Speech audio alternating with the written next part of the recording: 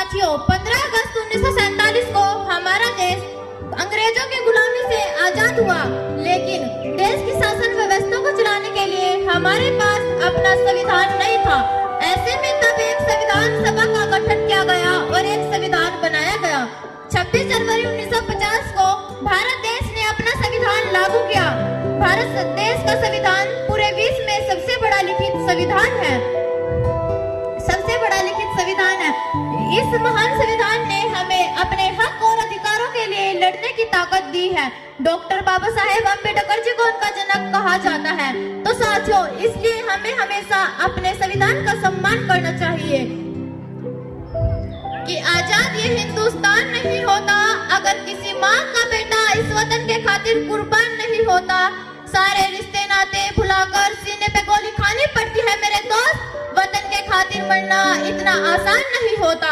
हाँ, इतना आसान नहीं होता। कुछ तो खास है इस मिट्टी में, एक अलग ही एहसास है इस मिट्टी में। क्या कुछ तो खास है इस मिट्टी में, एक अलग ही एहसास है इस मिट्टी में। यूं ही हंसते हुए मौत के मुंह में नहीं जाते। देशभक्ति की प्यास है इस मिट्टी में, देशभक्ति की प्यास है इस मिट्टी में। जिस दिन तू शहीद हुआ, ना जाने किस तरह तेरी माँ सोई होगी।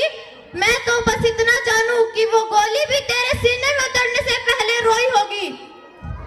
अब तो हमारा तिरंगा झंडा भी हमसे यह पूछने लगा है कि क्या बात है भारत, आजकल मैं फहराने से ज्यादा दफनाने में क्यों काम आ रहा हूँ।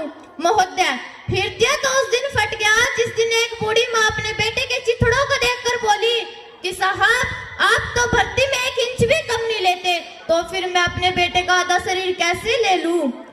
महोदय, आज इन मानव अधिकारों के कारण इन आतंकियों के बंगलों के यहाँ तो आकाओं की नाफनी हंसती है और हमारे शहीद हुए जवानों के आंगन की तुलसी रोती है।